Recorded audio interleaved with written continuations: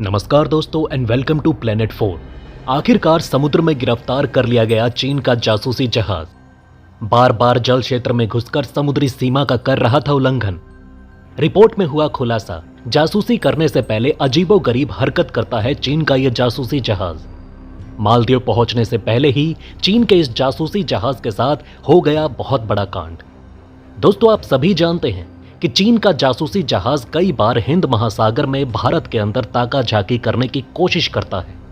कुछ समय पहले ही भारत के बढ़ते दबाव के कारण श्रीलंका ने चीन के इस जासूसी जहाज को अपने देश से बाहर निकाल दिया था।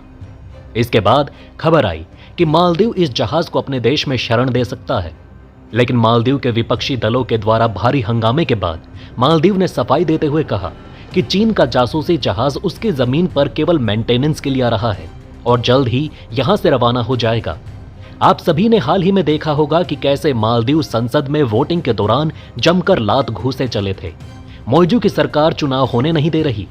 इससे यह साफ हो जाता है कि जब कभी भी कोई देश चीन के प्रकोप में आता है, वो सबसे पहले अपने देश का लोकतंत्र चबा जाता है। लेकिन इसी बीच अब खबर आ रही है कि समुद्र में भारत के एक दोस्त ने चीन के इस जासूसी जहाज को गिरफ्तार कर लिया था। आखिर एग्जैक्टली हुआ क्या, जानेंगे विस्तार से। लेकिन वीडियो में आगे बढ़ने से पहले वीडियो को लाइक करके चैनल को सब्सक्राइब जरूर कर लें और नीचे कमेंट में 2 शब्द लिखकर हमारी टीम का हौसला जरूर बढ़ाएं। दोस्तों, सबसे पहले हम आपको बता दें कि चीन के इस जासूसी जहाज को रोकने की हिम्मत इंडोनेशिया ने की है। इंडोनेशिया भारत का एक सच्चा दोस्त है, जहां मुसलमानों की संख्या ज्यादा होने के बावजूद रामायण और महाभारत भी काफी फेमस है। एशियान और अन्य अंतर्राष्ट्रीय मंचों पर भारत और इंडोनेशिया आपसी सहयोग करते हैं, जो उनके संबंधों को मजबूत करता है। दोनों देश हिंद महासागर में स्थित हैं और आतंकवाद रोकने के साथ साथ समुद्री सुरक्षा में सहयोग करते हैं। इंडोनेशिया ने एक चीनी जहाज को अपने पानी में रोक लिया जब वो मालदीव जा रहा था। ये बात अमेरिकन नेवल इंस्टीट्यूट ने बताई। चीन का यह जासूसी जहाज जियांगयांग होंग 3 अगले महीने मालदीव पहुंचने वाला था। जब ये इंडोनेशिया के पानी से गुजर रहा था तो इसने अपने ऑटोमेटिक इंफॉर्मेशन सिस्टम यानी कि AIS या ट्रांसपोंडर बंद कर रखा था, इसलिए इंडोनेशियाई कोस्ट गार्ड ने इसे रोक लिया। इंडोनेशिया और चीन के बीच साउथ चाइना सी को लेकर विवाद है, पर इंडोनेशिया बीजिंग से पंगा लेने से बचता है। अब आप पूछेंगे कि आखिर इंडोनेशिया के जल क्षेत्र में पहुंचने के बाद चीन ने अपने जासूसी जहाज का ट्रांसपोंडर और ऑटोमेटिक इंफॉर्मेशन सिस्टम बंद क्यों कर दिया? तो देखिए, एक जासूसी जहाज का ऑटोमेटिक इंफॉर्मेशन सिस्टम या ट्रांसपोंडर बंद करने के 2 मुख्य कारण हो सकते हैं। पहला, गोपनीयता बनाए रखना। जासूसी जहाज का मुख्य उद्देश्य गुप्त रूप से संचालन करना होता है। AIS या ट्रांसपोंडर बंद करके वो अपने स्थान और गतिविधि को छिपा सकते हैं ताकि दुश्मन या अन्य जहाज उन्हें ट्रैक ना कर पाए। दूसरा, मिशन की गोपनीयता। जासूसी या खुफिया संग्रह मिशनों के दौरान जहाज की सटीक लोकेशन को गुप्त रखना महत्वपूर्ण होता है ताकि मिशन की सफलता सुनिश्चित हो सके।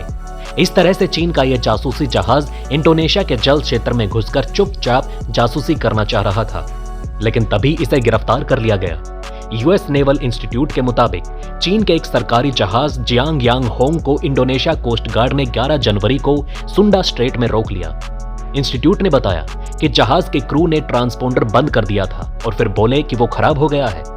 मतलब चीन बार बार झूठ बोलकर जानबूझकर ट्रांसपोंडर बंद कर रहा था और जासूसी कर रहा था। लेकिन 8 से 12 जनवरी के बीच 3 बार ट्रांसपोंडर बंद होने पर इंडोनेशियाई अफसरों ने जहाज को पकड़ लिया, क्योंकि असल में चीन बहुत बड़े लेवल पर जासूसी कर रहा था। एशिया टाइम्स ने बताया कि जब यह चीनी जहाज पकड़ा गया था तब इंडोनेशियाई कोस्ट गार्ड वालों ने उस पर चढ़ने की कोशिश नहीं की, लेकिन अब उन्होंने इस चीनी जहाज को बोला है कि वो इंडोनेशिया के एक्सक्लूसिव इकोनॉमिक जोन से निकल जाए।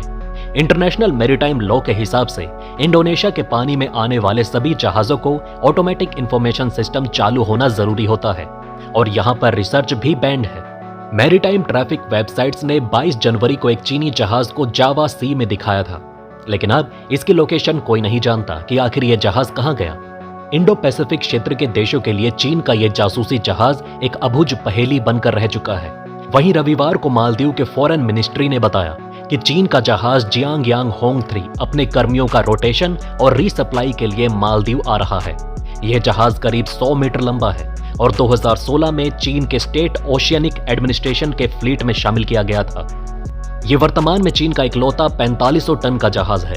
2019 में चीन इस जहाज का इस्तेमाल पायलट ओशन लैब में डीप सी और रिमोट वाटर सर्वे के लिए कर रहा था। चीनी जहाज, जिसे जियांगयांग होंग 3 कहते हैं, इसका इस्तेमाल कई चीजों के लिए हो सकता है, जैसे कि सेलेंटी की जांच, माइक्रोबियल जेनेटिक्स की studies, under water mineral exploration और अंडर वाटर लाइफ और एनवायरमेंट स्टडीज के लिए भी।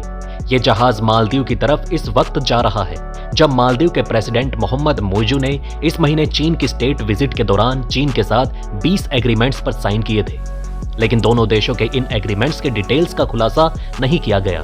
तो चलिए दोस्तों, चलते चलते हम आपको एक इंटरेस्टिंग बात बताना चाहते हैं कि इंडोनेशिया में दुनिया का सबसे बड़ा फूल रैफलेशिया आर्नोल्डी पाया जाता है, जिसका व्यास 3 फुट तक हो सकता है। क्या आप ये पहले से जानते थे? हमें नीचे कमेंट में जरूर बताएं। और जाने से पहले वीडियो को लाइक करके चैनल को सब्सक्राइब जरूर कर लें। तुरंत आ रहा हूं एक और नई अपडेट लेकर। वीडियो में अंत तक हमारा साथ देने के लिए धन्यवाद। नमस्कार।